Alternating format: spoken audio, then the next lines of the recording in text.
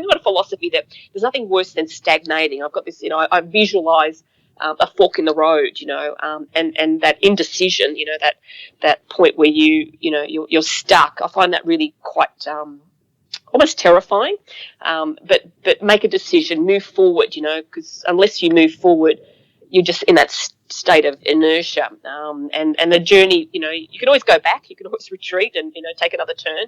But as long as you're moving forward, small steps or big steps. And I just visualize that a lot. Welcome to the Get Invested podcast, where we share great conversations with experts from all walks of life to uncover their secret know-how on where they invest their time, their skills and their money, and the benefits that this has created. You see, the truth is that everyone invests. Every minute of every day, we're investing our time, our skills, our energy and our money in something. Some of us are investing consciously, some unconsciously, sometimes for good, sometimes for bad, and sometimes for no impact. Get Invested will help you to start living by design, not by default. I'm going to help you to make it happen, not let it happen. You'll hear the top tips on how you can live with conscious intent so that you can live more, work less, and leave a living legacy by investing now. Listen to the show to discover the top tips on how to get started, make the most of your investment journey, and ultimately to be living your dream, not someone else's. More episodes can be found on iTunes or at bushymartin.com.au/get invested. Thanks for listening, and now let's get invested. Hi, freedom fighters. Do you ever feel that you've left it too late? That old, if only I'd started a few years ago. That feeling when you see others doing what you've always wanted to do, but have never been able to get around to it. Or maybe you feel that you're too old to start something. You've left it too late, and you feel like you've missed the boat. Unfortunately, many people never start on their life plan simply because they believe that it's too late and they should have started earlier. Well, for me, age is just a self-imposed artificial limitation, and so-called failure is just a learning opportunity. I strongly believe that it's never too late to start, but it's always too late to wait. And I'm not alone in this outlook. The pages of history are littered with countless examples of successful men and women who have achieved great things later in life. Consider these examples. Let's start with Henry Ford, the founder of the Ford Motor Company. After being an engineer for most of his adult life, he finally found success with the Model T Ford, which he released in 1908 when he was 45 years old. And Harlan Sanders, better known as Colonel Sanders, was 62 when he franchised Kentucky Fried Chicken in 1952, which he sold for $2 million 12 years later. And $2 million at that time was worth a lot of money. Before serving up his renowned original recipe of 12 herbs and spices, the Colonel had several odd jobs, including country lawyer, gas station operator, and a railroad worker. What about Ray Kroc, who spent his career as a milkshake device salesman before buying McDonald's in 1954? He was 53 years old when he started working with the original restaurant owners, and 59 before he bought and started his first McDonald's.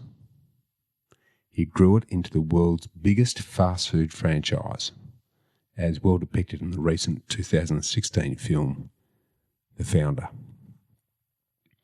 And on the property front, Takechiro Mori was an academic who became a real estate investor when he was 51, founding the Mori Building Company.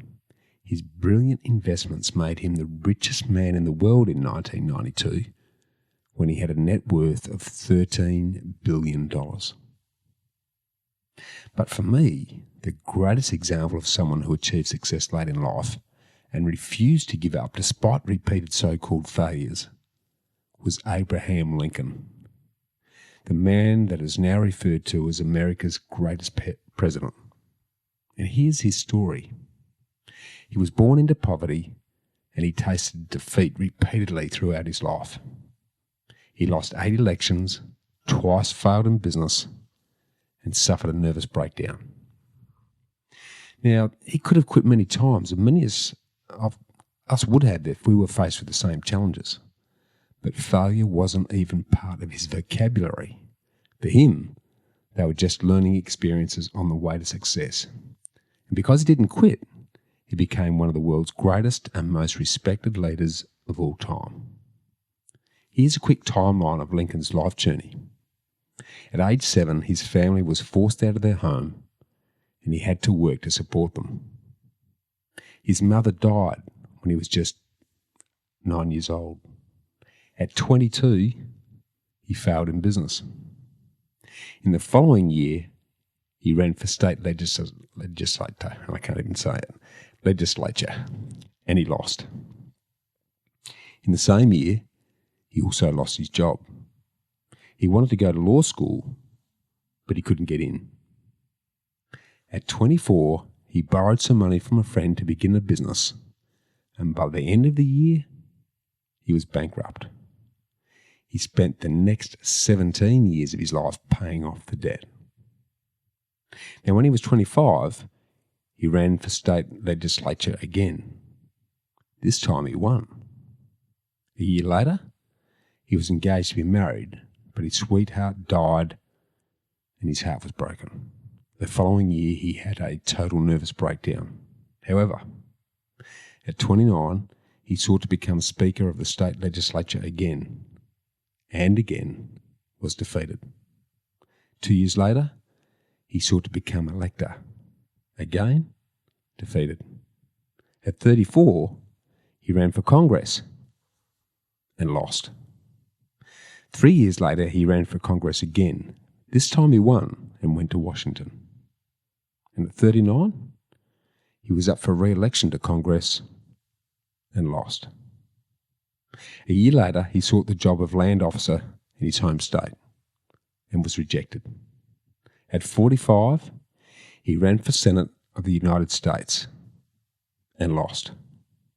2 years later, he sought the vice presidential nomination at his party's national convention, and he only got less than 100 votes. At 49, he ran for the US Senate again, and again he lost. And finally, late into his 51st year, he was elected President of the United States and went on to become and make an indelible mark on history with the abolition of slavery. His Gettysburg Address is still hailed as one of the greatest speeches of all time, and his words still ring true.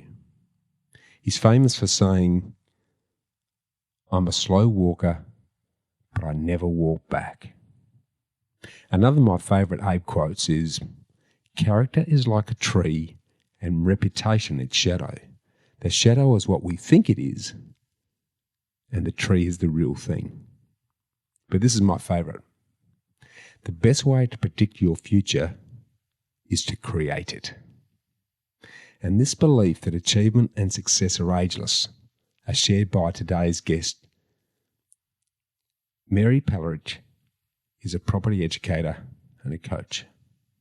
Mary's passion is property investing to achieve wealth by creating value and harnessing leverage.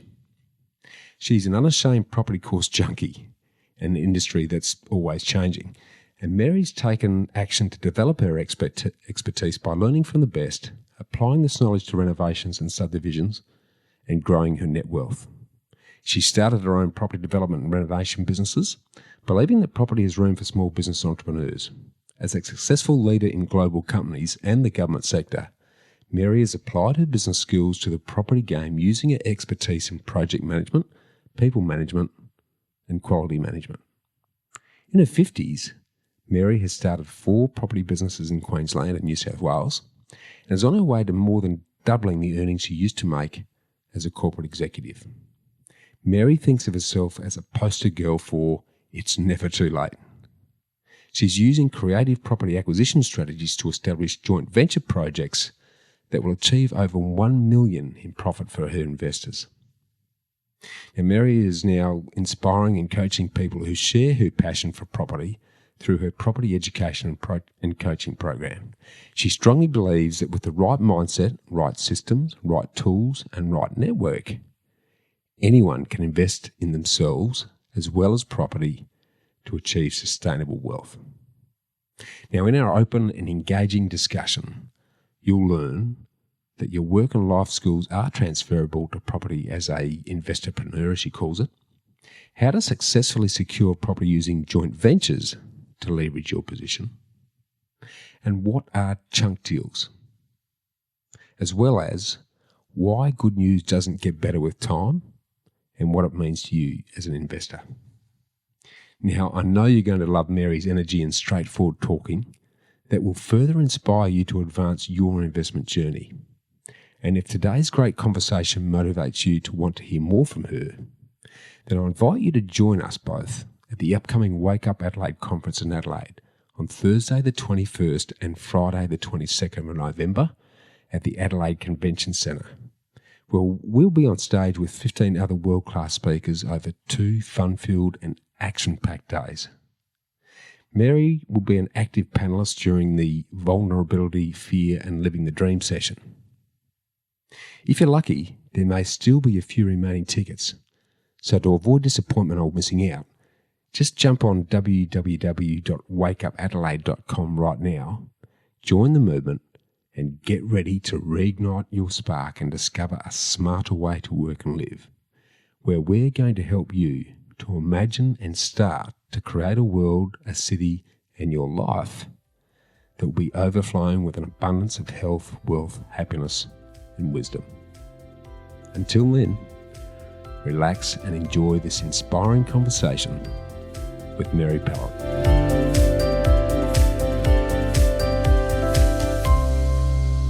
Hi, freedom fighters. Now, you've often probably heard that expression that birds of a feather flock together.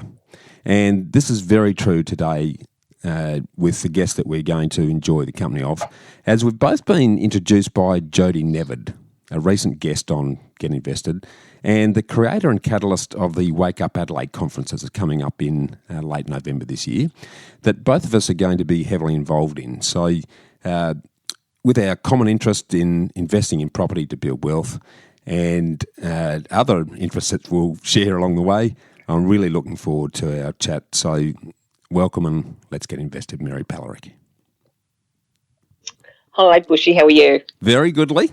Now, I've been looking forward to having a chat to you for a while, Mary. I know we share a lot of common interests in wealth building through property and other initiatives. But before getting into that, and without me trying to paraphrase what you're doing and how you do it, can you sort of give us a rundown on that for us to kick off?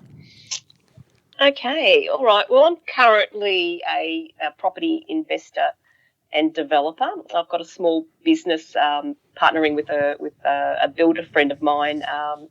It's called Imagine Property, and we do small projects at the moment in New South Wales and the Central Coast.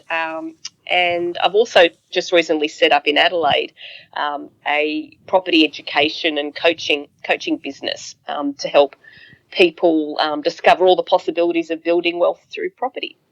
Awesome. Well, I'm really going to do a big dig into that later, Mary. But so that the listeners sort of have an understanding on that, we'll go back through history. But I'll before I do that, why do you do what you do now?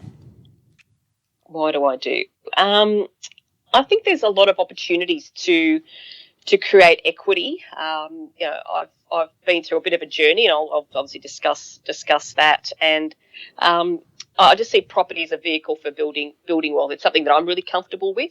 I think because it's tangible, and I like being involved in the sense of I've been able to bring my experience from the corporate world. I used to be in HR and IT project management, and I've been able to apply those skills into the property environment. And so it gives me a chance to sort of be creative, deal with day-to-day sort of challenges. And the education part has really just spawned recently, as I see too many people, I've been amongst them, who become sort of like course junkies but don't actually implement anything. So I'm wanting to sort of create a small community where I can coach and mentor them to achieve some good results through property. Fantastic. Now, there's a whole bunch of stuff there that I am going to delve into later around skills and mindset, etc. But so that the listeners sort of understand the journey that you've been on, can you sort of go back as far as you would like to, and it can be as a young child or in your teens or leaving school, and sort of take us through what you invested in and why, what did you learn from it, what were the challenges, and where did that lead you to get you through to what you're doing today? Okay. Well, I was brought up in Sydney, born and bred in Sydney. First generation from a migrant family, and we were very generally the sort of the ethos of the family was to work really hard and save towards buying a property. So when I met my husband, we rented for a little while, and it soon became clear. This is sort of in the late sort of 90s. That we should really buy a property. Like, we were renting, and there was a time when the interest rates were absolutely crazy. They was, skyrocketing, and it was cheaper for us to buy a property than to rent. So it was just really a mathematical equation. Yeah. Okay. Yeah. Digging into that, because I often like to sort of delve into this subject. You said straight off the bat that the family was all about work hard and buy a property. Why? Why was property such a strong driver? Security. It was seen as an asset that appreciates, and it was a way to. I think that also too, like post-war Yugoslavia, there wasn't a lot of trust in government and anything that government controlled. So investing in property was seen as security, and shares were not really. My parents never invested in shares. I mean, I had no knowledge of the share market at all. Yeah. So really, that was the only thing that they knew. So things like inheritance and legacy were really important. Yeah.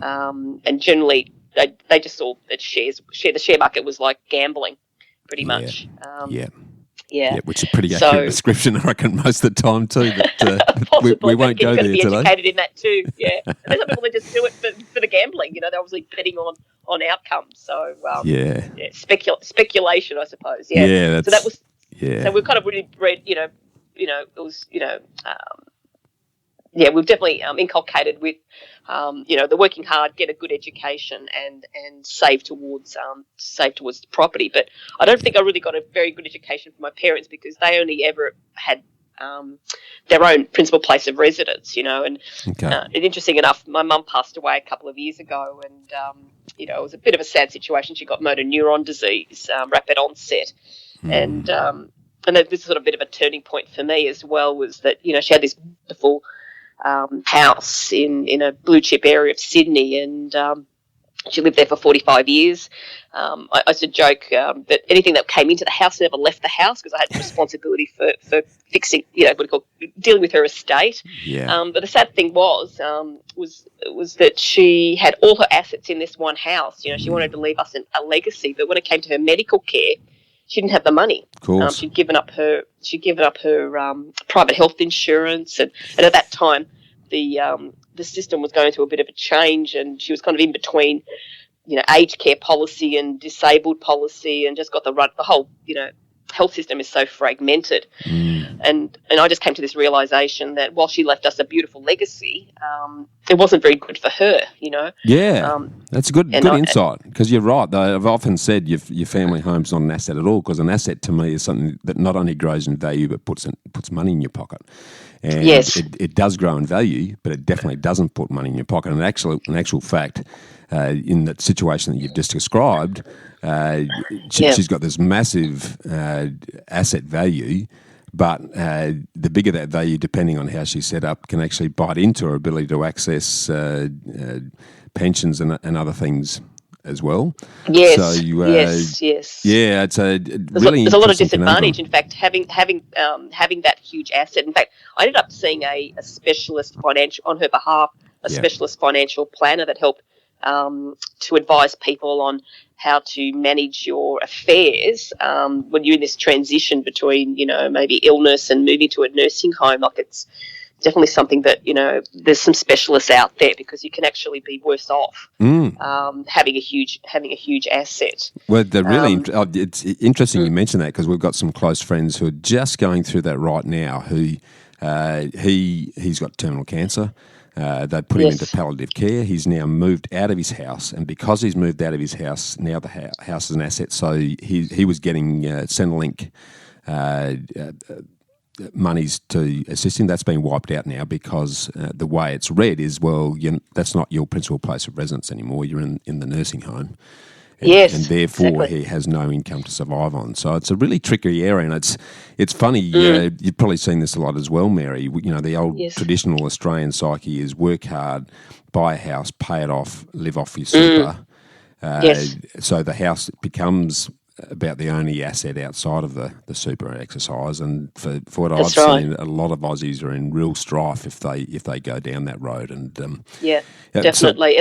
Definitely opened my eyes in terms of even at that point that, you might be sort of planning for retirement, that you actually need to think a little bit further than that, almost like your end of life plan considerations, because you could be disadvantaged severely. But in the end, what it was about was, just that focus on building that prime asset, the house, and then what do you do, So just again in terms of that, so we bought our first home, and we followed by the worst house in the best street. So we bought a little cottage in Dulwich Hill. Nice.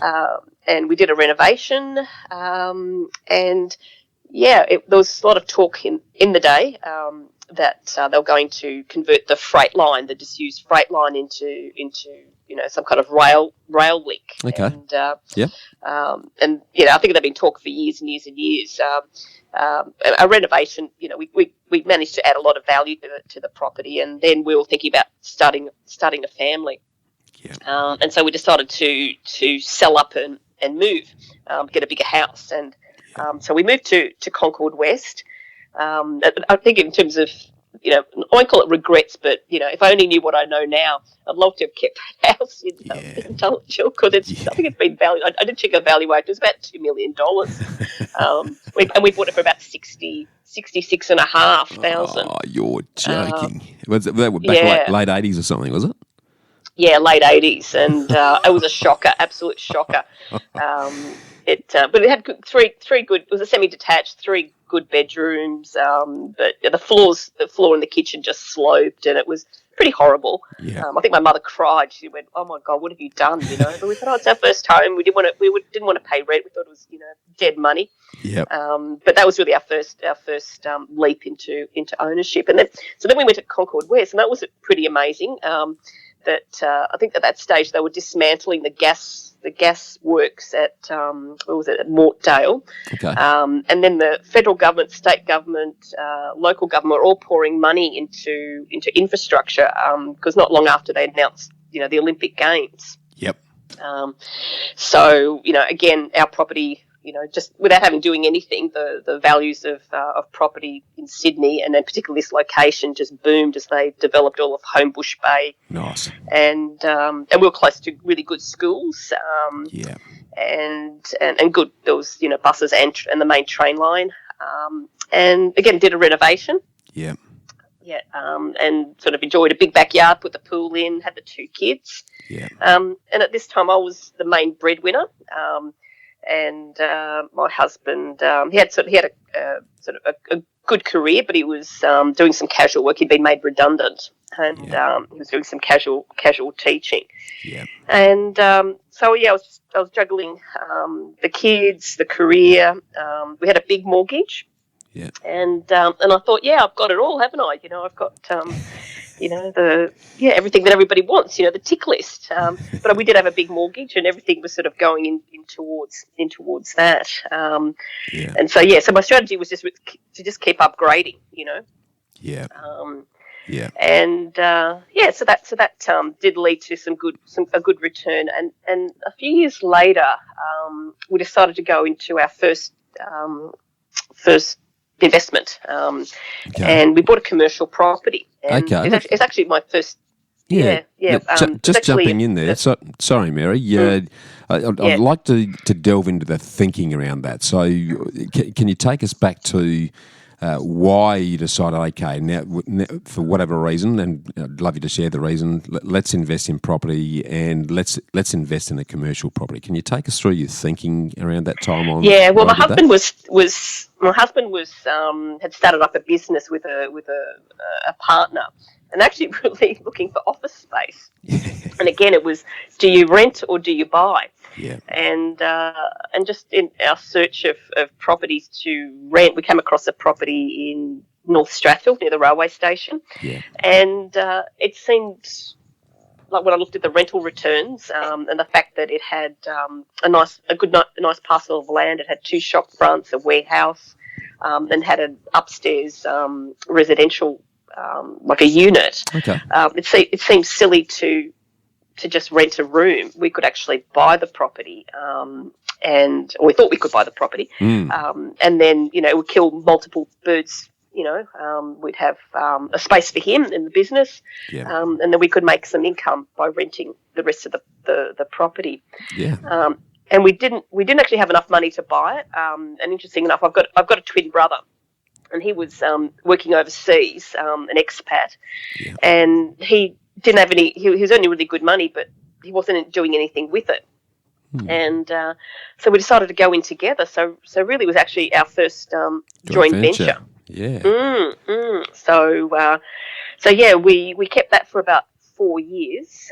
We didn't actually have any formality. There was no agreements, and we both made fair amount of money on it, and that was enough to kickstart his investment journey.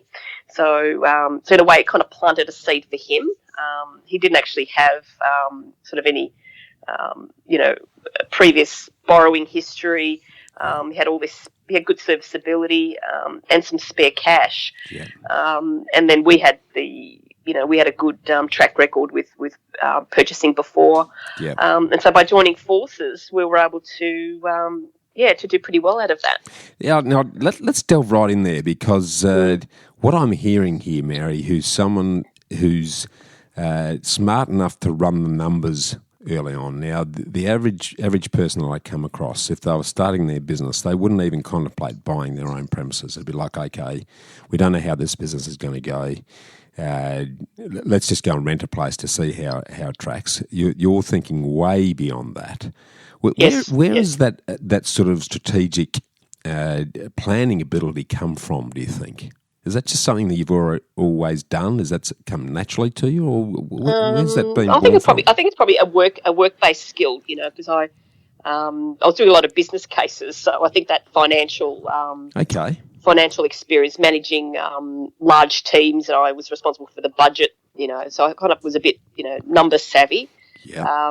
And then again, I probably just had this view that rent was dead money, and I knew if the business didn't go ahead that we could still get an income. It still was a good investment, especially when in a commercial property you've got the tenants paying most of the outgoings. So from a cash flow, there wasn't a drag. There wasn't a drain. And this is the point too, I suppose, was, and again, I don't know whether I realised it at the time, but obviously now I do.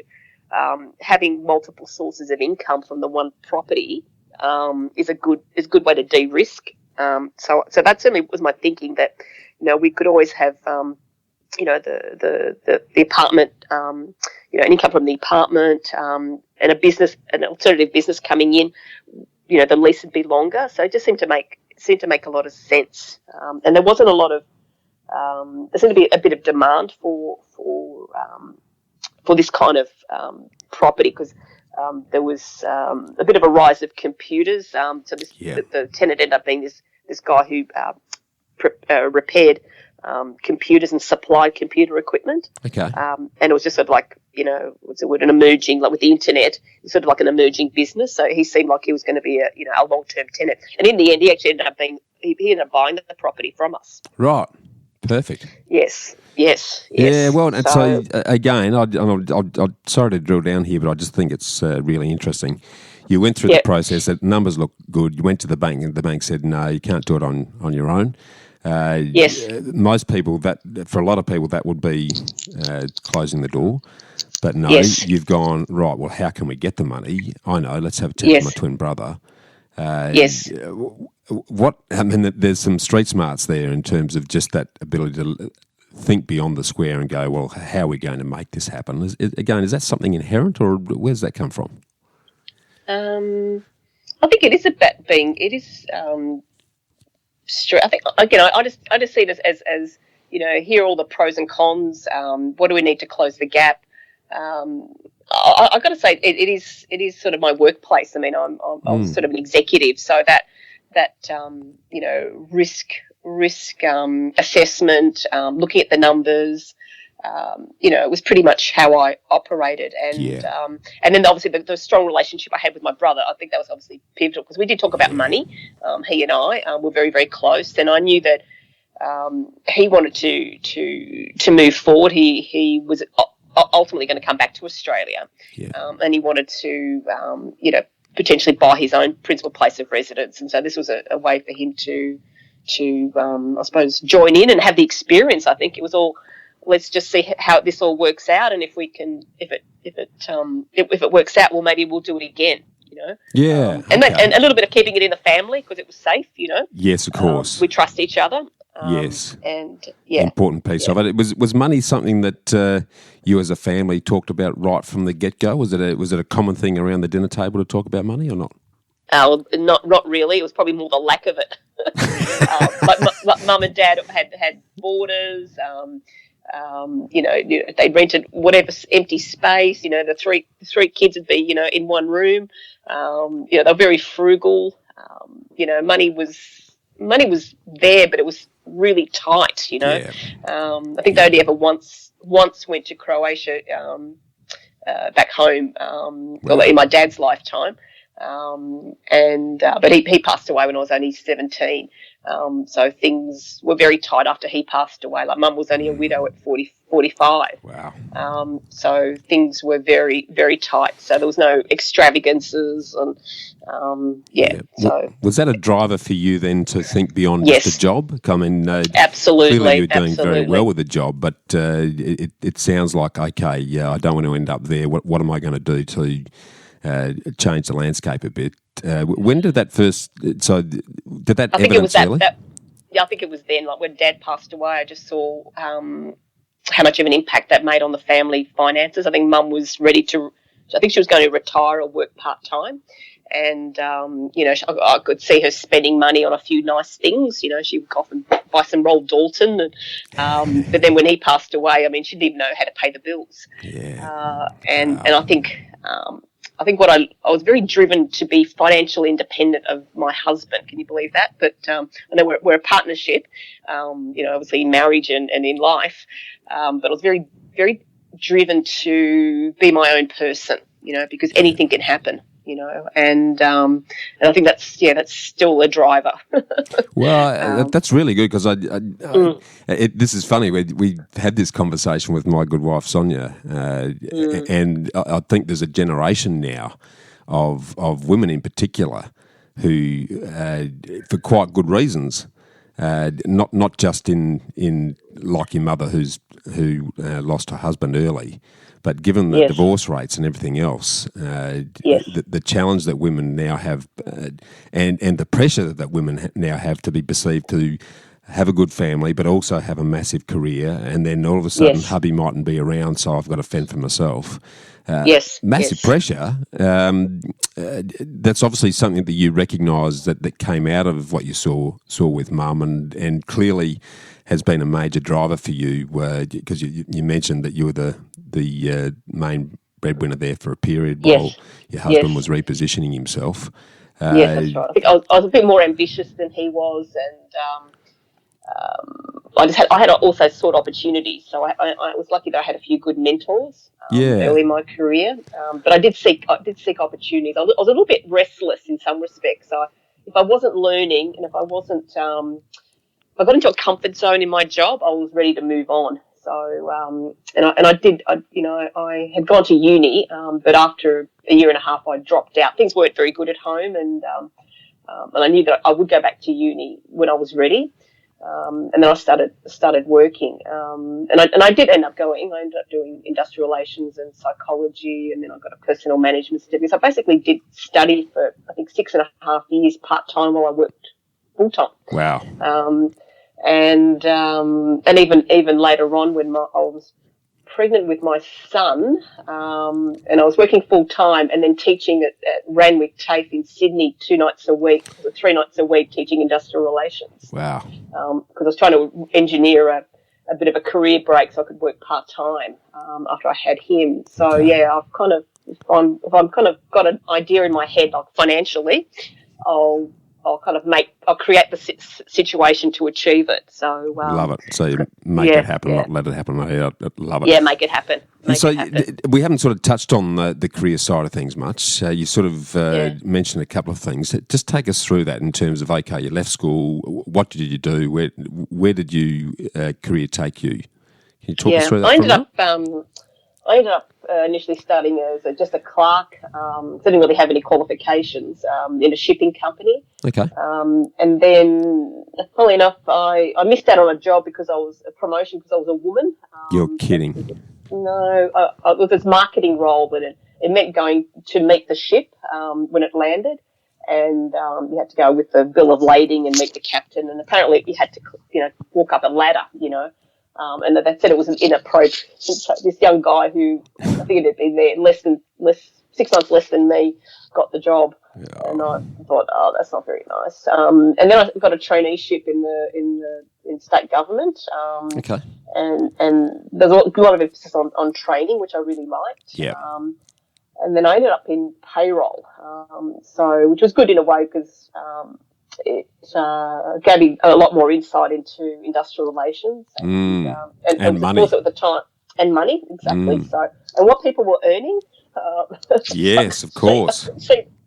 see these things. And also, it was my first foray into the workplace and seeing these people that have been there, jobs for life. And I went, oh my God, get me out of here. Well, I was going to ask you that because it can very easily become golden handcuffs in government because you've got this really good super scheme. You've got a pretty good, comfortable job. It's changed now, but certainly for a long time there, it was a job for life. Defined benefit scheme. Yeah, you couldn't get sacked. They'd move you sideways or whatever else. But it created. I think I cried on my first day. I went, "Oh my God, what have I done?" I thought I walked into a time warp. It was so horrible. But I ended up sticking it out. With brown cardigans and tea ladies, was it? Oh, yeah, there were tea ladies. Absolutely were tea ladies. But I couldn't believe there was one young guy, and he was like, how old was it? He was 25, I think he was. Yeah. 26. And he already had his long service leave. And I'm going, my God, this work is so boring, and you're here 26, Where's your life, And I thought, get me out of here. How long were you there? Actually, funnily enough, I was there for 11 years, but I had I got out of that particular job, and at the time, State Rail, I was working at the State Rail. They had about 60,000 employees. They eventually shrunk, but it was a great insight into industrial relations. All these wildcat strikes, and there were the unions were rampant, and it was also at the time when Keating and Hawke came in. Their big reconciliation, and it was a great time to be. It would have been. Yeah, it was really interesting seeing how it all applied into the real life. Yeah, industrial relations was a real interest to you because of the sort of battles that you were seeing between employer and employee. Was that? Yes, and that's what I went and did some further study in this area, and also to the complexity of these industrial awards and agreements, the complexity of how to apply it in a payroll environment, because they go and negotiate ththese things, and then you go, how the hell are we going to make that work? To implement it, and just very inefficient. But I was also there when they made changes to women, and initially they introduced equity, what do they call non-discrimination and merit. Yep. The merit system. Before that, it was all about seniority, and so I just came in just at that time, and then within I think, a year of that change, because women could only be stenographers, receptionists, and typists. That were the only careers that were available to them. When was this, about the early 90s or 80s? It was 80s, 82, I think it was, yeah. Unbelievable. And then within I think it was a year, I jumped 6 grades. I went from a Clark grade 1 to a Clark grade 6. Wow. Because I just had the knowledge and experience. I had made some really good contacts, had a couple of good mentors, and I'd done my degree by that stage. So it was lucky me. Wow, it doesn't sound like lucky you. It sounds like I someone who worked to create the luck. The opportunity was there. Yeah. The opportunity was there. Yeah. Which I think is a really important thing. When there is an opportunity, being ready for it, I think is pretty important. Absolutely. Yeah. And then what happened? I took a couple of maternity leave breaks, obviously, with the kids. One I think was only 4 months, and the other one was about 7 months. I got bored at home. The kids were really good, and I missed the adult company. I'm a great mum and dearly love my kids, but I just couldn't hack being a full-time mum. Yeah. So I got back into the workforce, and then just went on a bit of a trajectory in terms of my career. Just got promoted, and I was then in a senior role, still in government, but a different department. Where we set up a big shared service centre where they amalgamated. It was all part of the reform of government, bringing in all these inefficient practices and disparate, accounts payable, payroll departments, and so I became a director of a group looking after HR and payroll and just other employee services. Big role. So I had a team of about 500 people. Yep, massive. Very big role, and I was commuting from Concord to Liverpool every day. How long does that take? That took about. That wasn't too bad. It was about 45 minutes because I was going against the traffic. Some days it'd be longer if there was something happening on the M5. And I was driving. If I was catching public transport, it'd probably take me an hour and a half. Yeah. And I used to listen to audio books. So I hated the morning news, the radio. So I kind of. I enjoyed that. That was actually quite you're probably good. working. And then I got 10-hour days there. I'm hearing. By the time they were very. Oh, that's probably that's the other thing too. I probably would get up very early and then leave fairly late because I would miss the traffic. But it was a pretty responsible job. It was very, very long hours. And there was one day I think I actually calculated how many hours I was working. I worked out my hourly rate. What was it? How many hours I was working. I reckon I was probably not earning more than someone working at McDonald's, quite frankly. but on paper it would have looked pretty good. Your SES. It looked very nice. Exec level. It looked very nice, but that's the trade-off, isn't it? How many hours an executive is putting in. Yeah. And then actually, how much your hourly rate is accordingly. So it's not all glorious at the top. Comes at a massive time cost, doesn't it? Well, it does. So it was a bit of a cost in terms of time with the kids. I didn't really know too many people at the kids' school. Hubby was looking after them. And there was one day where I had to drop my daughter off at school, and I went, oh, wow, this is interesting. I've got to park right outside the door. And normally I would get out and, walk her to the door, to the front the school gate. And I didn't this time. And I thought, okay, off she goes. And then I was about halfway to Liverpool when I get this phone call. They were telling me, the school telling me that they've got my daughter, and I'm going, okay, something happened. And they said, no, it's a pupil-free day. The school's actually closed.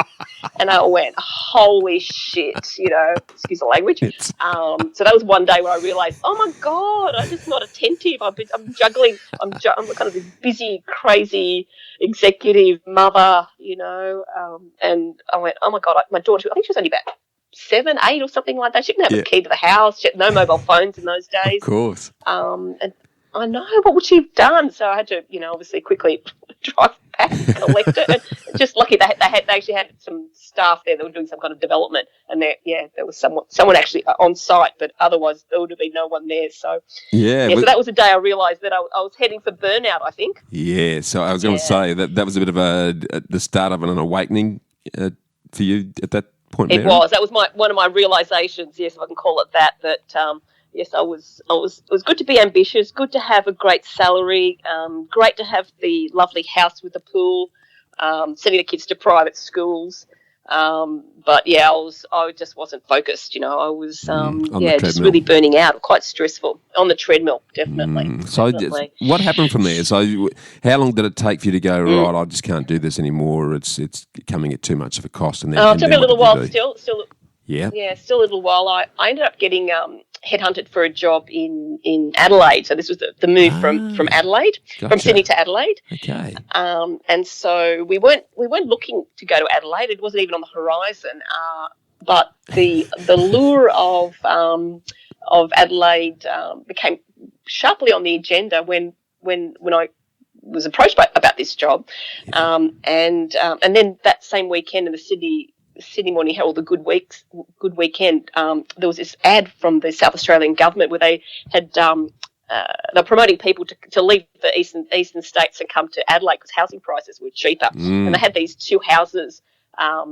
Side by side, Adelaide, medium house price and Sydney medium house price. And I went, oh my God, look at this, Terry, look at this. And that was actually the decision to move to Adelaide was a property decision in the end. There you go. Because I know. And I kind of use that sometimes to go, well, here I am in a beautiful Californian bungalow at Colonel Light Gardens, and then I look at Concord West, another beautiful Californian bungalow, and look at the difference in terms of, the cost of supporting a huge mortgage. So we decided to come to Adelaide because I was looking for a lifestyle change, and I will say that's what I got. I still had a busy job because I got a job with BHP Billiton. Okay. What capacity so working for a global, that was head of their HR shared service centre. Gotcha. And so it was fantastic. I mean, literally it took me 7 minutes to drive home, from the city at peak hour on a Friday night. Woo-hoo. How good was that? Adelaide is just the best kept secret in the country, if you ask me, Mary. But Absolutely. I'm slightly biased given that I've spent a lot of my life there. But I've been a bit of a gypsy as well. Yes. But you can't beat the lifestyle. Yes, so it was very, very good. And I think I got back at least 2 hours every weekday. I got that back in my life. And the weekends were fantastic because you could still take the kids to sport, you could do your shopping, prep up for the next week, and then still have fun, do things. And so that was really, a good change. So a bit of a city change. Yeah, so which is a big step because let's face it, South Australia is often the butt of jokes from people from the eastern states. So that shows a reasonable amount of courage to pack up shop, leave the family, and head to the Great South. Yes. So I'm hearing a fair bit of courage in a lot of the decisions you're making. You're not big problem solving, but also someone says, okay, well, I can see an opportunity here. Let's just go and do it. Is that just inbred characteristics in yourself, or I think it is. I think it's. I don't know where it comes from. I think I've always had a positive mindset. I never, even when things go bad, I don't get depressed. I don't really suffer from anxiety. I just feel like, okay, well, here's a situation. Let's just problem solve. Let's move on. Dwelling, fretting. I just don't think they're very productive feelings. And I think also too, I've got feeling I've got a responsibility to my family. That someone's got to be strong and make decisions that are the right decisions. And I think I've got a philosophy that there's nothing worse than stagnating. I've got this. I visualize a fork in the road, and that indecision, that point where you're stuck. I find that really quite almost terrifying. But make a decision, move forward, because unless you move forward, you're just in that state of inertia. And the journey, you can always go back, you can always retreat and take another turn. But as long as you're moving forward, small steps or big steps, and I just visualize that a lot.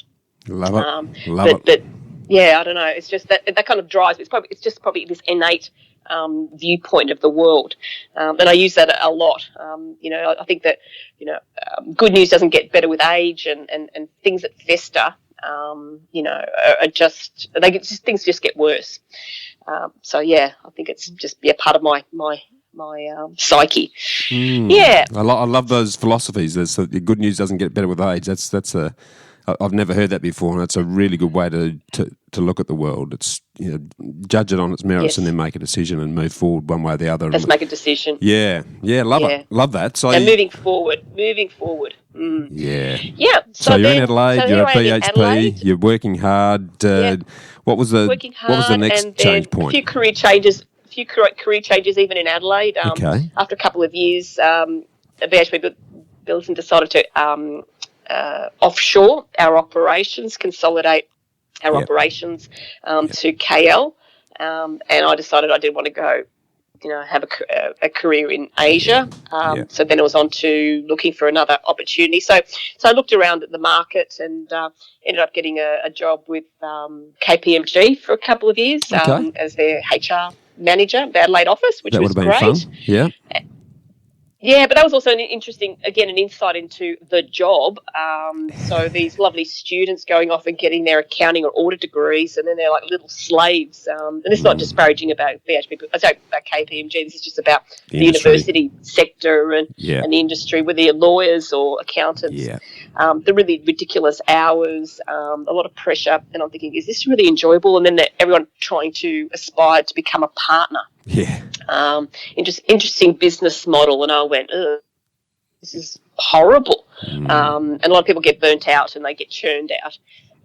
Sort of a lot of that I had to deal with, obviously as a HR manager. And interesting enough too, the reality, and I saw this too in corporations and in government, people just don't have tough conversations. They don't have realistic conversations. Yep. Everyone's scared to give honest feedback. I don't know what it is, but so fear. I think it's fear driven. Yeah, so just it is fear driven. But again, I think some of these things are all kind of planting seeds in my mind about the what's the word, the glory of having this amazing, corporate life, the promotion and ultimately going on to partner. And then I had a couple of, then I experienced a redundancy. So this is probably, again, some realizations. I mean, we've all probably experienced it. That, you're just basically just cannon fodder. And the funny thing is, I'd like your thoughts on this, but the illusion of security that goes with the corporate exercise, and then I think the blind side for a lot of corporate executives is that a company's all about making more money and being more productive, and if they can systemize the business to a point where they can get someone else to do it more cheaply, suddenly the most expensive resources are the executives, and therefore they are middle management. So they're right in the gun to get a redundancy. Yes. Was that your experience, and how did that shake itself out? Yeah, that was my experience, and I was part of that too. Funnily enough, because I had become I became a qualified business improvement expert. So that was part of my role, was to get more and more efficiencies, reduce resources. We had very tight budget savings and all these, and I got kind of rewarded. It was part of my incentive scheme was to do that. But and it is difficult when you're the leader, and then the organisation turns on you. So everyone's basically dispensable, and that's what I realised fairly soon. And then I also realised that you've got to have the skills to be able to reinvent yourself, or recognise the skills that you do have are actually transferable. Yes. And I'd seen a lot of people who, in fact, I managed an outplacement service within government at one stage, where there was a lot of very qualified people that had no other. Basically, didn't have a plan B, as far as their career went, and so those experiences of observing what other people were going through, and then finding something like that happen to me, I think I was in a better position because I think my skills were transferable, and I was always keeping my skills up to date. I was always, getting myself educated. So I think the changes didn't affect me so much. Certainly, it on a personal level, it hurts for a bit. Sure, hurts the ego too, doesn't it? Yeah, it hurts the ego a bit. But again, bounce back. There's no point wallowing. Got to find a way forward, because I mean, I'd love to self-indulge, but I just don't. I just find it not productive. Yeah, we've got a rule in our house, Mary. You're going to love this one. And it's called the 2-minute rule. You've got 2 minutes to be upset, and then get over it. Move on. Oh, okay. Yep, that's your time. Good one. Yeah, you can regret it for that long. One. Now, next. Next, yeah, that's a good one. Actually, I like that one. Yeah, nothing. No point wallowing. No, it's spot on. So you got the redundancy. That would have been a massive wake up call, I reckon, because it had a real financial impact. I'm sure you probably had a big enough package to be able to survive for a period to give you the chance to think about, okay, what's the next step? What was the next step? Yes. Well, the next step was, a few things happened. I started to actually go to a few property seminars, and was thinking, okay, well, part of it was I did actually have some redundancy money, and I wanted to know what I was going to do with it. Yeah. And I'd been to a financial planner, and of course, they only ever advised about everything but property. Yep.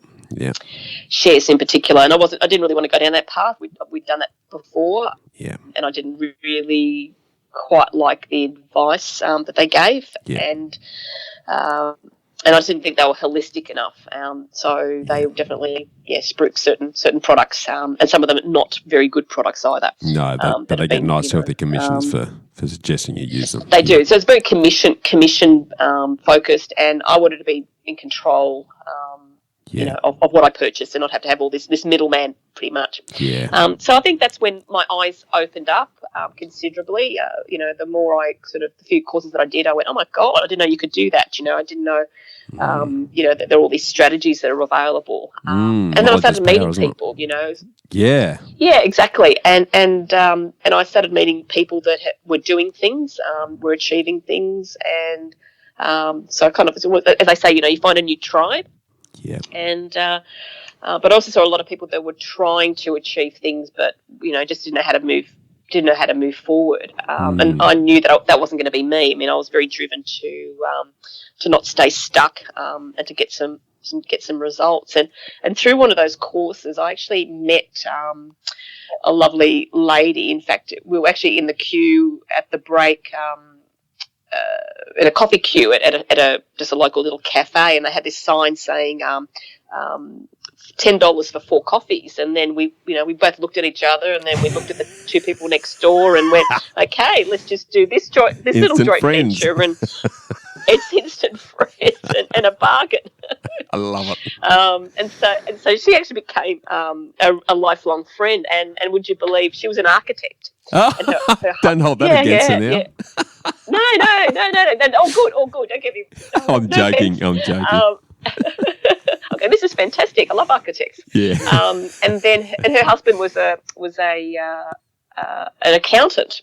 Wow. And some of his clients were some of the big developers, like Homeworld, and so he had some insight into where things were happening in terms of development, and would you believe we decided to do a joint venture, because we all figured that on our own we couldn't achieve, we couldn't actually implement some of the strategies that we were interested in doing. Yeah. And so we kind of spent a bit of time wooing each other and looking at properties, and we decided to do a joint venture together.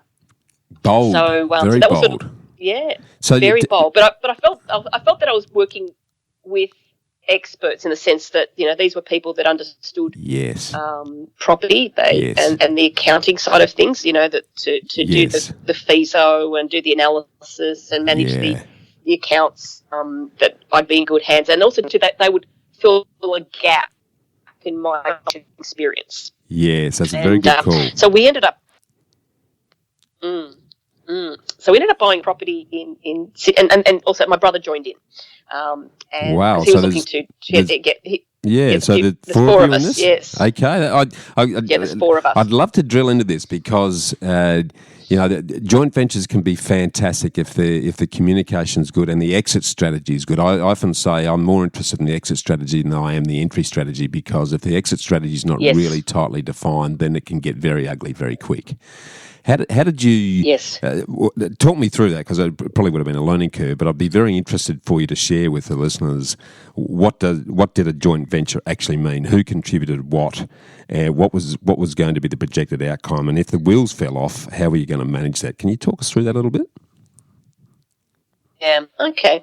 So we all came in as money partners, and an equal contribution, and with the advice of a lawyer and the accountant also advising, we a proper support what we wanted to do, and we had a strategy to hold the property.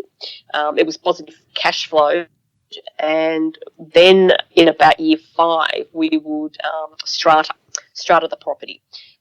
So it's three townhouses south of Sydney by the beach. Yep. And fortunately for us, the ripple effect, Sydney ripple effect, had occurred. Nice. So Sydney house prices, I think the fact we've actually had 2 waves of Sydney house price increases, and they then trickled to the suburbs south and north of Sydney. How long ago was this, Mary? So we knew that this is now 5 years we've had it. Yeah. Yeah, okay. Yeah. So this is sort of 2000. When did you kick that one off? About 2014? So that was, so that's about 2014, 15, yeah, around that time. Okay, yeah. And 4 partners but 3 properties you strata. So you and your brother keep one and the other to the other. How did that structure? Well, it's on a single title, so we haven't got it. Okay, gotcha. So we set up a unit trust. We set up a company and a unit trust. Yeah. So we've each got equal shares, because that was also very important. Yes. That we had equality in the structure and the financial contributions. Right. So that no party dominate the other in terms of any decision making. Yeah. Nice. And so far the property's doing quite well. We've probably more than doubled its value. Nice. So that was one that we were definitely holding, because we knew that there would be, good equity, and also it was cash flow positive. There's very little, very few townhouses in the area, and there's restrictions along that Illawarra escarpment, or below, sorry, on that little strip of land below the on the seafront. Okay. You can't sort of build multi-level properties. Yeah. So rarity, seaside, high demand, and the ripple effect from Sydney. Some great tips there. And then we do have an exit strategy. We are looking to sell, I think, in a couple of years. Okay. And then reinvest that profit. So, and just the what if, I just like the what if. So, let's say we get 2 years' time, you get around the table, the 4 of you, 2 of you, or one of you says, yeah, well, I don't really want to sell now. I think we're about to see another surge in prices here. How is that a majority rules thing? If it's 50-50, if 2 vote and two don't, how does that manage? Can you just share that with us? No, we have to all agree. Right. And there's options for party to buy the other party out. Yep. There's options, for us to retain. We've considered that, and we won't sell until the next boom. So we'll wait till the next. Got it. That'll probably be the last period. So when the prices slip back again, we'll probably have been selling. But we definitely want to ride another increase. Yeah, and when. But we've got a couple of options. Yeah. Yeah, no, I like it. What I'm hearing is the thinking's been done. You've really well and truly worked through what the scenarios are, and it needs to be unanimous. What about the case where, let's say, one of you gets hit by a bus? Then I guess the unit trust structure is going to protect the estate of the person that's attached to it. That's right. Anyway. It goes to the estate. Goes to the estate of the respective parties. Yeah. The other thing, I suppose, we would have gone into it. We feel if it was not positive cash flowed, because that meant that we would be subject to having to put it in there. situation, they lost a job or financial situation, we would not be able to, meet the holding costs, the ongoing costs. Yeah. So the property had to pay for itself. Gotcha. So really, then it's just been a set and forget Yeah. kind of property, which is really nice. Yeah, I like really it. nice. There've been a few repairs. It's had because it's by the sea. There is the salt air, and the southerlies come through. So there's been a few repairs, but it hasn't been too bad. Yeah. And we've had long-term tenants. So in fact, we've had nobody leave the whole time. Yeah. So that's been very good. So no vacancies. Yeah. Love it. And very tightly held. Yeah, and nice. So you've all the ingredients are there. Just for the sake of the listeners again, because I think it's like anything. Something well done does very well. Something not very well done can be a disaster. And joint ventures are clearly, if they're done very well, could potentially leverage up significantly the quality and the location of the asset that you can invest in, and providing you're all investing for the same reason, for the same horizon, then the net result is going to be potentially far more significant. What advice would you give to the listeners if they're looking at, okay, well, at the moment, on my own, I can only afford to secure a property of $500,000, but if I join in with someone on a very clearly defined basis, I could double or triple that. What advice would you give them in terms of going down the joint venture path and structuring that in a way that's going to protect the parties but also optimise the result? Yeah. Okay. Well, it's probably several considerations. One is the deal itself has got to be a very good deal, and I would advise that everyone, no matter what what role you play in the joint venture, that you need to do your own due diligence. So if you're, for example, presented a particular opportunity, you need to scrutinise it. And I think having a bit of education around how to do that is really important. Definitely don't take that kind of opportunity at face value. Mm-hmm. You definitely need to have the legals around a joint venture, so joint venture agreements. What I did with joint ventures that we've actually detailed the roles and responsibilities, almost like a project role type of scenario. So I took like my experience from IT projects, where I kind of listed all the activities and who was responsible for what during the life cycle of the property, especially if we were selling the property, because obviously there's acquisition phase, there's the purchase phase, there's the development phase, and then there's a selling phase. So making it very, very clear on who was responsible for what, and that gives a lot of clarity. One joint venture did where we actually ended up terminating the supposed project manager because he wasn't actually fulfilling his the duties of his job, and we had a clause in there that they needed to perform their duties as per the roles and responsibilities to the investor's satisfaction. Right. Or else we would reserve the right to terminate. Right. So definitely the legals are really important, having the right structure, and getting your independent advice. So you might come together, as a joint venture party, and then you'll get legal advice to get the structures set up, but you need to get your own independent advice. So don't ever rely on the project's legal company.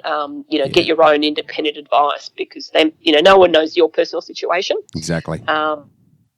I would also do due diligence on the people that are involved, like what's their track record, can they actually service the loan. I mean, again, depending on the role, there's a lot of upfront work to be done. Yeah. And in the end, it is trust backed up with good structures and good legals and a good fee zone. Yes, yeah. It's building it on paper first, and then having the structures to cover all the what ifs and the risk positions, so that you know how you're going to work. And you definitely have to do the the what if scenarios. And I mean, we had one particular deal where I think I did about 7 different scenarios in terms of what could happen, what we should do with the property, because there were a lot of options. And that one was actually quite an interesting one in terms of learning. It was a joint venture with some friends who had quite a bit of experience in property, but they were both working full time, and they just wanted something that was easy to do. They could just throw their money at, and they just wanted they're only interested in a short term basis, Right. and funnily enough, the deal, the best outcome financially was actually to actually do a full construction. It was a splitter block, and we've actually subdivided it into 4 and constructed 4 separate homes. Okay. And that would have given us the best outcome financially, but it would have taken a longer time frame, and they weren't interested in a longer term time frame. They wanted a quick return. But we didn't make a lot of money on that one. We made about, I don't know, I think about 100,000 across the 4 of us. Okay. In a period of. And that's incorporating the tax impacts, the capital gains. That's net of all of that. Yes. Yep. Yes, that's right. That's right. Okay. And so, with an exposure, how much exposure to get to the $100,000? We're talking a couple of mil. No. That was 700,000. Okay. 700,000. Okay. Yeah. Okay. Yeah, about 735,000. Maybe up to about 800,000 if I include the DA that we had. Yeah, holding costs and things like that. So look, it wasn't a bad return. Some people say, 1,000 is it's got. And that's 25,000 each. So really, in the end, it probably wasn't really worth doing. I don't think I looked at opportunity cost. Our money could have been parked elsewhere with a larger return. Yeah. But again, you do need to trade. So when you're doing your fees, you need to look at a short-term return might give you a smaller amount of money, but then you annualise that, and it's actually probably a good return. The only downside is that you've got quite a few of those to make them worthwhile. Yeah. So to me, I see them more as transactions. They're low value and high volume. Yeah. Versus something that takes a little bit longer and gives you a larger return. So you've got to weigh it up, in terms of what you want and whether it's part of your strategy. And then the discussions that you have with your partners, your joint venture partners. Yeah. I think you mentioned that about, understanding what it is that you want to achieve, what are your goals for this investment? Yeah. And are you all on the same page?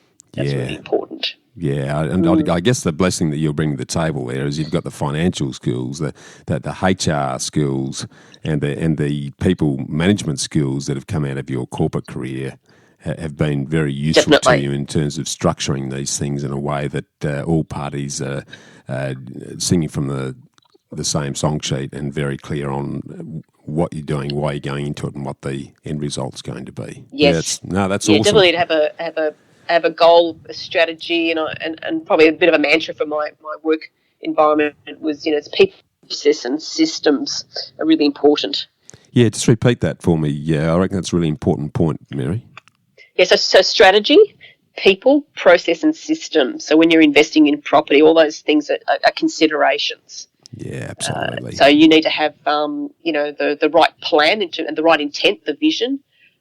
And you need the right people, obviously people that, say in a joint venture or any investment really, that can work together, and the expertise, the right expertise.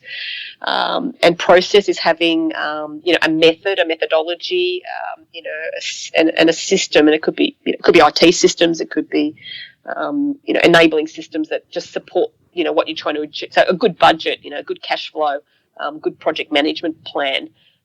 Even just simple Excel, it doesn't have to be anything, super duper. Simple budget, bit of a P&L for the project, good reporting, good meetings, good conversation, good problem solving, and skills that people bring into the mix. Yeah, love it. Now, so talk us through what your portfolio currently looks like and the strategy that you're currently adopting. So I've talked about the joint venture component to potentially leverage up the exposure you can get. Talk to us about the style of properties that you're now doing. Well, the style of properties I'm doing at the moment is I've got a couple of properties that again I've joint ventured that I'm holding. So at the moment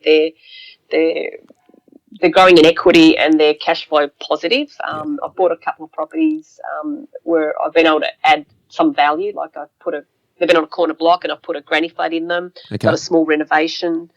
Then what I'm doing at the moment in my company, Imagine Property, we're for the first time since last year. We set up the company in August. I've partnered with a builder. Yeah. Elliot is his name. He's a fantastic guy. A lot of experience in property construction, joint ventures. And we're now doing some small projects where we're buying, at the moment we're buying old apartment blocks, small apartment blocks that are on a single title. Okay. They're a bit run down. The owner has got some sort of financial pressure to sell. They've been hard to sell. Yeah. For a number of reasons. So they become distressed properties, Yeah. and they've got something that makes them not a very good product. But they've got a lot of potential. So we've got two at the moment on the go, and so what we do is we renovate them. We will strata, and if they've got a land component, we particularly like if they've got a land component, we might then subdivide the land and then construct a duplex. So the strategy is about maximising the value that property has. And what we like them is that you can still keep an income going whilst because you've got multiple properties within one. Yeah. The strata titling automatically uplifts a property. Yeah. And obviously a renovation will usually do that. And we're picking waterside properties. So we've got one by Tuggerah Lake in New South Wales at the Central Coast, and another one by the beach at Two Woon Bay. Nice. So they're very popular in terms of lifestyle. Yeah. And so with one of them, the one at the lakes, we believe we'll get about $1 million of value, equity that we'll create. So we've just finished the rent 5 apartments, and we created 3 downstairs students, and they're currently on the market. And then we're just going through the process of doing the final plans to get a DA for the 2 townhouses. Like it. And so we've got a joint venture. So my strategy this year, probably up until about the mid, once these 2 projects are finished, is to just extract the equity, and they're basically like chunk deals. Yep. But next year, our strategy is going to be to hold. So out of some of those properties that we then subdivide, rather hold a few, and so that'll just be just put into my asset pool. Yeah. So what I'm hearing, just for the listeners' benefit, there is that and I love your expression, that the chunk deals are creating equity fairly quickly, yes, that you can then put into long-term growth assets that give you a good cash flow. So that's right. And it's an important thing for the listeners to pick up on is that if you've got limited ability early, then you need to create quick cash, and then use that cash or use that equity growth to put into the sorts of assets at the values in the locations that are going to perform really well from a growth perspective, but also give you a good income stream and potentially multiple income streams over that time. So that's right. You use a great expression that I think will be good to expand on too before we hit the record button today, Mary, and that was stacking value. And what you've just described with those is exactly that. Do you want to embellish that a little bit? Because I think it's a great way for people to think. Yeah, so I talk about stacking strategies, stacking value. I found in my experience that just doing a simple renovation, and I suppose that's what I was doing when I was doing my principal place of residence, is we renovate and then sell them and then be upgrading. But, you get a bit of money, but you don't get a lot of money. But if you choose properties that you can apply more than one strategy, for example, like a renovation and maybe a small subdivision, or say a split a block that you could divide, the property and maybe sell the land or build, or like a potential strata, like a small apartment block. Yeah.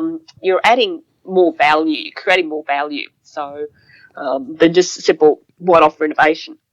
So I think, it's leverage basically. You're leveraging the opportunity within a particular site, and I'm not talking about massive big land subdivisions. I'm just saying, a property that could be in any suburb that you could apply more than one strategy. So I like a renovation plus something else. Yes. Because a renovation on its own, I don't think gives me enough of a return for the effort. Yeah. So it's got to have, and also too, you've got a bit of flexibility. I mean, sometimes you can say renovate an existing property and then sell it, then that money can then fund the rest of the development you do. Just gives you flexibility, I think, which I really like. Yeah, no, I love it. Yeah. One of the other things that I admire about you, Mary, is that because we had a brief chat about this before going live, but a lot of the industry pundits like to scare potential investors with the risks of building, subdividing, developing.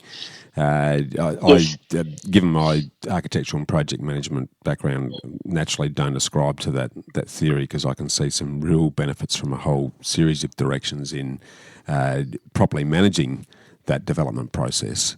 Yes. What led you to that yourself, given the sort of risks that like to get bandied around, and then I'll get you to talk us through how that's affected your portfolio and what it's going to look like moving forward. Can you elaborate on that for us? Look, it's interesting, when you do start to see what's out there in terms of property strategy and property education, there's clearly some specialists that like to talk about a particular niche or certain way of doing, but I find it a bit disconcerting because there are more ways to achieve an outcome, and when they sort of tout a particular approach, I think it's a little bit narrow, and people can get led down the garden path, like particularly where people might be spruiking, say, new builds, but they're really, got an association with a developer. And so I think there's a bit of a conflict of interest. Others that are very, very focused on renovations, which is fine. Renovations, I think, are a good core skill, a good core strategy that you can apply in a number of scenarios. I think whatever the strategy is, you've got to feel comfortable with it, and it's got to suit a number of criteria. One is, how hands-on you want to be, how much money you've got, how far you want to travel, and your risk appetite, and whether it fits into your overall strategy. So, and I think doing construction, where you control it, I think is a good thing. So when we do this townhouse, we'll be in control of that. We might get a project builder, or we'll go out to tender, but we'll be ultimately responsible for the outcome. That to me is a lot better than buying something that's where the developers got a huge marketing component, got their big budgets and things like that. I think to me, if I can't buy a property that can add value, I'm not interested. So it no matter the fact that it's it might be rentable. I'm always concerned about, there's too much of the same thing. There's a glut of similar properties. And you've also got to create that product to suit the market. And the market isn't always the same. It can be different. Because in the Central Coast, I've got a lot of retirees. But I've also got a lot of lifestyle people, people that want to escape Sydney. And I think we're also going to see a lot of Sydney-siders moving to the north because it's a good lifestyle. And there's more infrastructure happening. So, I've got to understand that market really, really well. I think it's all those factors really that are really important. And that's why your research, your due diligence is really important, and being very clear on a strategy that is going to work for your unique requirements. Well, to put some shape around that, and that's a perfect segue. Can you sort of, as open as you need to be or are comfortable being, sort of paint a picture of what your portfolio currently looks like, what it's going to look like, and then most importantly, where's it going to lead you in terms of funding the sort of lifestyle that you want to lead down the track? Well, currently I've got my principal place of residence here in Adelaide. I've got a DA on it to do a structural renovation, but I'm holding off. I'm going to, deny myself, what do you call that, delayed gratification, because it's not tax deductible. So I want to pay cash for the renovation. Like it. So I can wait. Plus my kids are probably going to leave. I mean, my son's going to Melbourne for a year, and my daughter's talking about leaving. So I'm thinking, should I do the renovation? I don't know.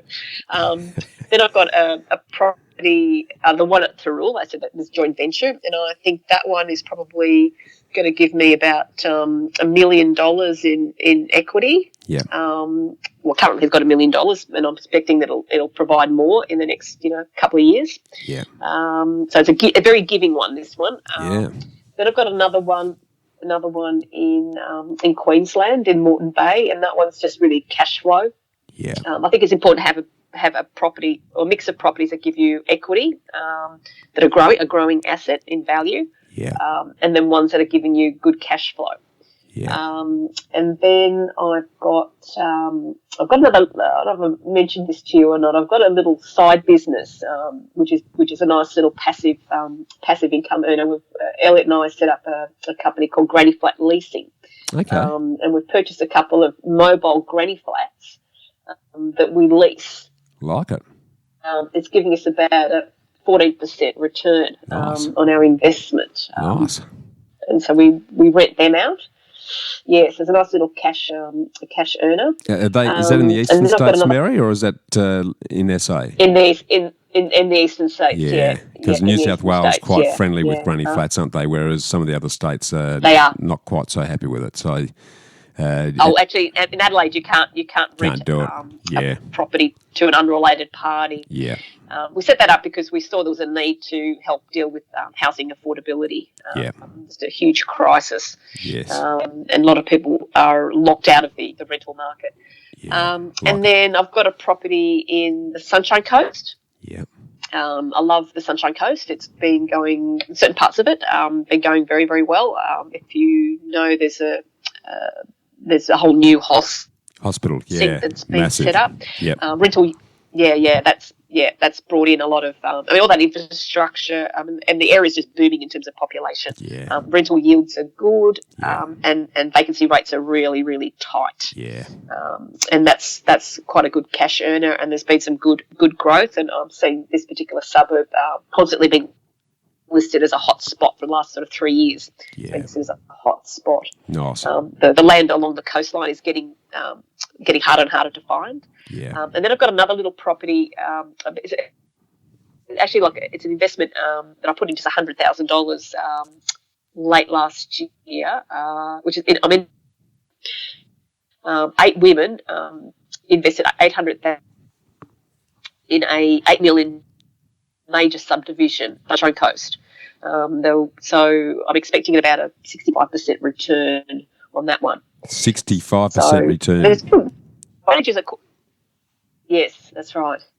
So in 18 months. Yeah, I like that. So let's repeat that. So that's 8 women. Yeah, it's 8 women putting $100,000. Yeah. Yeah, to get. And there's a project. There's a whole team behind this. Yeah. And there's private lending. They bought the property under option. Yeah. And then they're doing a land subdivision, 65 lot subdivision, land subdivision. Yeah. In they call it the hinterland. Yeah, the hinterland. And the train line between Brisbane and the Sunshine Coast is being duplicated. Freight and passenger share one line. Yeah. And it's going to be duplicated. So there's an expectation that new rail link or duplication will mean that more people will live in this area. And then, as I said, the beach side is becoming more expensive. Finding the holiday accommodation, Airbnb rental accommodation is pushing more people into the hinterland. Yeah, I like the hinterland area. Not a bad return. Yeah, I like that area too. We've assisted some investors in recent times investing in that area because it's sort of a tree change exercise just adjacent to the Sunshine Coast. It's still pretty close to it, but beautiful. From a lifestyle perspective, it's really nice, a beautiful spot. Yeah, love your thinking. Yeah, love your thinking. So, so it's a bit of a mix. It's a bit of a mix. So I've got some that I'm directly involved in, some that we're holding, some are cash flow positive, for passive income. Mm-hmm. Others are more looking at equity. And then, as I said, this year with projects, we're looking to make some big chunk deals. I'm expecting to, across the 2 projects, be earning about $500,000. Yeah. And then next year is when we do similar projects, and then it'll be our return, our profit will be the retention of some of these. And bearing in mind this year we're not actually using any of our own money. Yeah. Because I made the decision to quit the job and go full leather in property. Okay. It was August last recent? year. August, okay. Yep. Yeah. So is your portfolio at a point now year, where so it's a year? Yeah, exactly. 12 months. So is the portfolio funding that, or is Terry, your partner, doing some work as well? It's partially funding it, but what we did quite cleverly with our joint venture agreements, we've got milestone payments through the life of the project, so we don't wait to get our profit share at the end. Great. So, for example, when we settled on the property, we got a payment. Then we'll have another payment when we sell, units 1 and 2. Yeah. So we're getting progress payments, so that like puts less pressure on the cash flow. Yeah, it. And also it means too that we can devote ourselves to the projects and not have to go get a job or do other projects. Yes. Cash flow. So we're only planning to do about maybe maximum 4 projects a year. Yeah. With a good return of at least 500. Cash or the potential to hold on to some of these properties. So this year is chunk money. Yeah. And then I've also set up a consultancy trust so that I can show that I've got an income. Yeah. And so that if I wanted to borrow, that I've got actually an income stream. Yeah, banks don't really like. They don't like Airbnb income. No. They see that as irregular, and they don't like JV or chunk deals in a sense. They don't see that. They see that as irregular. Well, it's so kind more to the real reason, actually, Mary, is that from the bank's perspective, they like 30-year home loans because they make a fortune out of the interest on that money. But if you're getting in and getting out, then you're suddenly a commercial exercise, and it costs a lot more. It's a lot harder to get, and they won't give you as much. So it's more about their profitability than your risk, to be honest. But I love your thinking. Yeah, and okay. Here's the take home that the listeners need to get from this is that if you think you're going to become a full-time developer without having an income stream, you're not going to last very long because you simply won't be able to get the money unless you're joint venturing with someone else with cash. You're going to run out of steam very quickly. So what I love about the smarts of what you're doing is that you're building a balanced portfolio that has a mix of income, it has a mix of growth. You're taking some of that growth progressively to smooth the cash flow, but you've also got a vehicle that is showing a regular income stream that you can take to a bank and say, right, here it is, then I can demonstrate to you that I do have an income that will service some extra debt if you need That's to. right. Yeah, that's right. That's a brilliant strategy. Yeah. Where's it going to lead you to? So how far away in your planning, and you strike me as a person who is very good at looking at what the future is going to look like. What's the end game look like for you, Mary? Well, the end game, I've been thinking about this. I'm not looking to retire. I don't actually have a date or anything like that or an age. I'm looking, in terms of moving towards that ideal lifestyle. I mean, a couple of years ago, which was probably the reason why I made that decision to go full-time as a property developer. I did a vision board. Yeah. And I don't know if any of your listeners have done a vision board, but I found that experience of doing one bloody fantastic. I love it. Was so good. And I had a Saturday afternoon, and I immersed myself in my own thoughts and my dreams. And funny, the pictures and the words found me. And I did the vision board, and it was a thing that inspired me every day. And when I realised that I had this one day at work, I realised that I was getting from a vision. In fact, I had the vision board, took a photo of it, I had it on my screensaver on my phone. So every time the phone went, I'd always been looking at it, and that realisation that, life at the moment wasn't anywhere near that ideal life. And I thought, well, how am I going to get there? So I basically then engineered a bit of a plan, because I knew that I'd started these joint ventures and I was doing well, and I started to build a really good team around me. And I built some really trusting relationships, and decided, yeah, I would do this. And so for me, that ideal life into the future is going to still be doing some projects, maybe only one or two, only work three days a week, maybe 2 or 3 days a week, and then travel. I want to live in a perpetual spring and summer. So I've got plans to go to Croatia. Mum left us a little plot of land. Nice. So next year I'm going to go there with my twin brother and check out whether we can build on it. We might have to acquire the neighbouring plots of land because it's only a very small block. Yeah. And then just, see if we can build or put a little, I don't know, demountable or something off the grid by the water. Cute little place on an island. Beautiful. And so that's the dream. So I'm it. nearly there. I love it. Next year. I'm loving got my little plot of land. You like it? I think it's good. It's very vivid, and it's. I'm a bit like you. I guess the old architectural background. I think in pictures. So I'm one of those nerds who's got the vision board in the toilet, the vision board in the shower. I've got one on the backboard of the bed. Oh, really? Oh, and it just because wow. I don't consciously look at it anymore, but this subliminally is sitting there, and every time I do stop and prop and have a good look at it, I go, gee whiz, we're actually doing that. So it's amazing motivator. It becomes quite magnetic, doesn't it? As an inspiration to go, right, I'm going to make that happen. And I think the other thing too, Bushy, what was really good is when I did, I was really quite, I found it very cathartic and quite exhilarating. I then shared with friends and family. That was the next best thing. So if anyone does it, don't keep it to yourself. Share it with other people. Because then they kind of got me, kind of got what was driving me and why I was doing the things I was doing and being able to bring them along the journey was really important. So, definitely don't do it in isolation.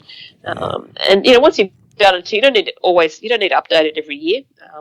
I mean, obviously, your business goals, you might change a little bit, your business plan, but your vision board your vision should stay in situ for a little while with adjustments. But I love it. I think it's really a wonderful I call it my power tool.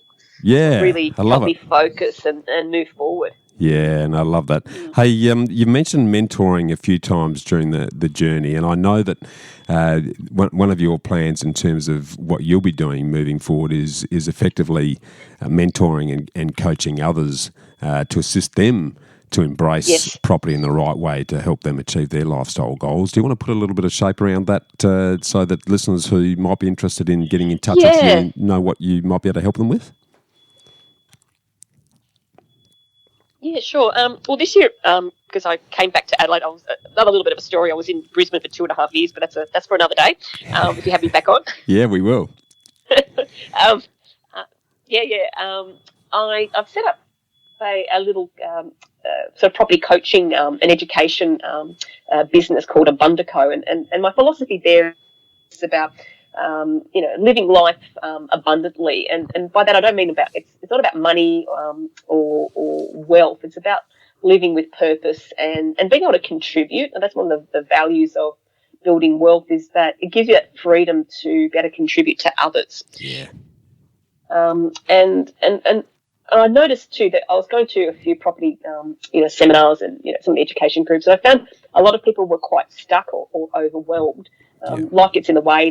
They're busy professionals, and I felt there was a need to connect people with someone who was like me, who was doing things the real world. You go to these seminars, and they're quite big, and they do a lot of spruiking, and I felt the need to show people, what's it like in reality.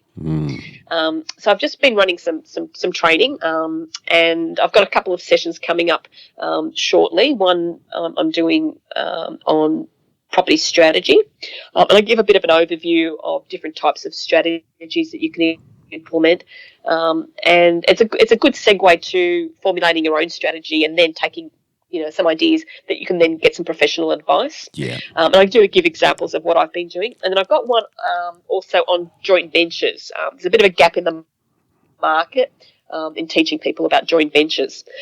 So they're running shortly. The strategy one is in September, and the other one is in October.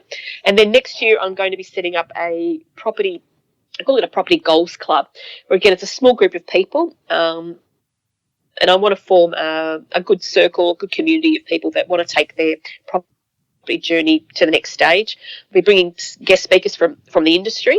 There's some amazing people here in South Australia, in Adelaide, that I've been meeting and are really keen to provide support and information. And we'll have some meetups and stay connected. And potentially, if there's compatibility, maybe those people could joint venture partner with each other. So that's something that I'm looking forward to getting involved in. I love it, because that is the missing piece. It's everyone's time poor these days, and everyone. There's a lot of people who can really see the merits of property, but they don't know who to trust. They don't know where to start. They don't have the time or the knowledge to be able to do it without getting themselves into trouble. So creating that goals club that helps people to commit to taking action, but then also has both the accountability to keep you honest to that. So you've got to look at someone in the eye every 4 weeks and say, well, did you do what you're going to do? But you also have the brains trust collective of people around there to share the experience plus the input of those industry experts that you're talking about. And you've got a very fertile basis to really start building some wealth safely, easily and affordably. So, I'd love you thinking about that. I said, I'm not... exactly. And I said there's some wonderful people out there, businesses that are in the property industry, and they've got a lot to offer, and I think Adelaide is a great place to sort of safely, for people to work together. I think 100%. It's really, really good. Brilliant. Now, I'm going to switch into what I call the ambush round now for a minute, if I can, Mary. It's the 5 questions that the listeners always want to get experts' answers on. So, the hot seat questions, eh? Yeah, that's the one. You got it. So the first of those is, what's your favourite quote and why? Okay, my favourite quote is, "It's never too late." So I think anything is possible, no matter what your age. I started these businesses in my late 50s, at a time when a lot of people said, you could never get a loan, you can't, you kind of, you should be ready to retire. So I just believe you're never too late, and you're never too young to start. I absolutely love that. Spot on. Turning to the sort of learning world, what's the top book that you'd recommend people read and why? Okay, I think it's a classic, Rich Dad, Poor Dad. Yeah. I think it does mention quite a bit, but it definitely shows you the fundamentals of, that working, in a job isn't the way to success. You need to think like an investor, and I call it an investorpreneur. So either through business, through shares, or through property, is the way to wealth. So it's a classic. Everyone should read it. It should be compulsory for kids. It should. In fact, there is a kids version which I read to my son in his formative years, given that Robert Kiyosaki, I call it my Kiyosaki moment, that when I went and saw Robert Kiyosaki in Adelaide back in the mid-90s, that was the light bulb moment for me, Mary, and I wouldn't be sitting here doing this with you and enjoying the life I do if it hadn't have been for Rich Dad, Poor Dad. Yeah. So, it was more a light bulb moment. Definitely. The good principles are Everyone still... should read it. Yeah, they're still relevant today in terms of the concepts there. Now, this one's a good one because you'll be more advanced than most, and I talk about this, but...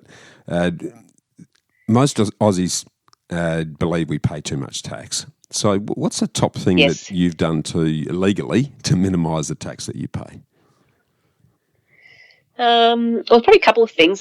Depreciation is really important. I think the first property we purchased, that commercial property, we just had our accountant do the depreciation schedule. But I've subsequently now learned there are specialists in depreciation. And so your quantity surveyors are the people that you should use. Don't ever use your accountant. No. You can get a lot of tax benefits from depreciation. So I was a little bit, I think we're all a bit anxious with prior to the election, that all of that could have changed. So yes, definitely. And then the other thing too, having the right structure, because depending on how you structure your property investment or the project, there's different tax that can apply. So that's really important. That's where you need to get really good advice. Definitely. And there are even property tax specialists that you can seek advice from, not just your everyday accountant. And I would also check your accountant's experience in property, because there's a lot of knowledge these accountants have got to have, and they're not always up to date. I remember one of them was absolutely hopeless in giving me advice about. I was looking to invest my self-managed super money, and there's very, very detailed rules about what you can and what you can't do with super, and he wasn't giving me the right advice. Just shop around for advice, and all I wanted to know was that what I was reading on the ATO site was actually current and up to date, and it was. Yeah. I'd taken the original advice, I would have paid a lot of tax. So, I would, always get a second opinion. Don't necessarily feel you've got to be 100% loyal to your current accountant. 100%. So you would save tax. It's horses for courses, and one of the litmus tests that I encourage people to use. It doesn't matter who you're talking to. And let's take that example of an accountant giving you advice on super or self-managed super. I generally ask them, have you done this yourself? And if they haven't done it themselves, or they don't invest in property themselves, then I start to get a little bit gun-shy, because they will have a superficial knowledge, but it's not until they've got skin in the game that people really start to understand and appreciate the nuances of what's involved. And in property, the nuances can make or break the end result. So really That's good advice there, Mary. No, love that. Now, coming back to the investment topic, what's both the worst and the best piece of investment advice that you've ever received today? The worst one would have to be negative gearing. I think we're all sucked into that one. Again, accountants advising and financial planners advising that. So that was a bad piece of advice. Don't ever have negative gearing. Yeah. I think the best piece of advice is probably one that I would give, is that it's possible to make money using other people's money. So you don't necessarily have to be restricted to the amount that you have, and joint is a possibility. I mean, it's got its risks, but with the right risk mitigation, you can actually make a lot of money with other people's money. It's called leverage, basically. Yep. Yeah, it's leverage and compounding interest of the eighth wonder of the world, if you listen to Albert Einstein, Mary. So they're very powerful tools, and another one that Robert Kiyosaki reinforces very strongly too for the readers that are going to read Rich Dad Poor Dad.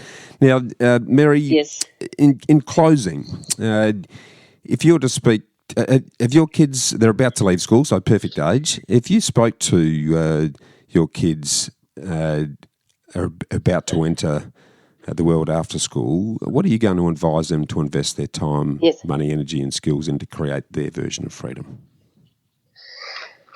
I think they should invest in their self-education, and I also think part of that is around personal development. I think mindset is a really important thing. I don't think kids get taught any of that stuff. I actually don't know what they get taught, but that being able to deal with your fears, deal with your beliefs, building that confidence is really, a key attribute to success.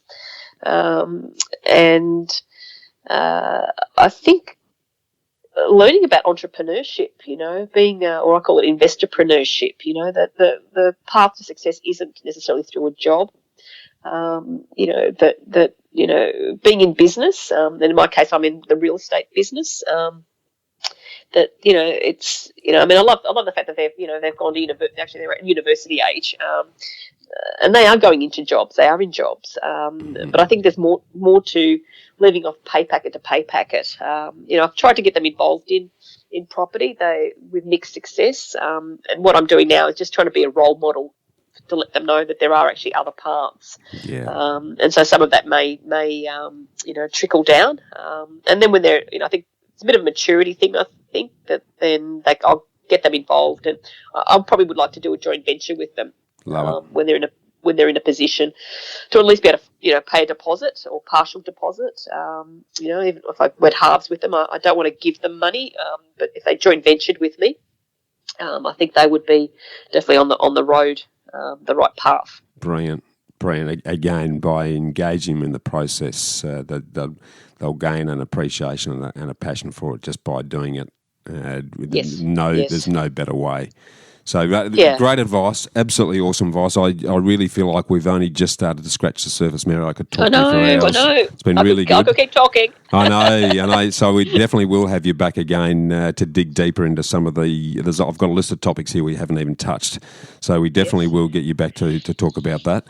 For those that do want to reach out and touch base with you to either get on board with those mastermind groups or join the Goals Club, how's the best way for them to do that, Mary? They can either email me at mary@abundeco.com.au, so that's abundeco.com.au. They can, if they look up Abundeco on Facebook, I've got my events listed there, and also on Eventbrite. If you just look up property education, my events will appear. Fantastic. Look, really appreciate you spending and being very generous with your time. I can't wait to catch up with you face-to-face at Wake Up Adelaide in November. Oh, lovely. Mary. Yes, I'm looking forward to that. We're going to have a lot of fun with that.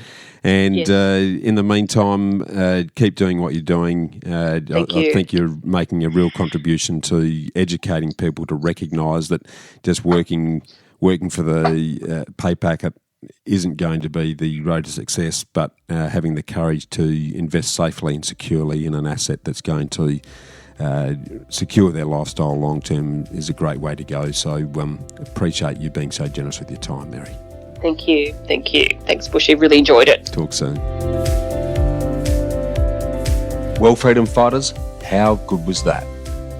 To get a summary of all this investment gold in the show notes, just email me on hello@khgroup.com.au. That's HELLO@khgroup.com.au. Or check us out at www.bushymartin.com.au/get-invested. I look forward to joining you next week for another episode of the Get Invested podcast. So thanks for listening, and as always, dream as if you'll live forever and live as if you'll die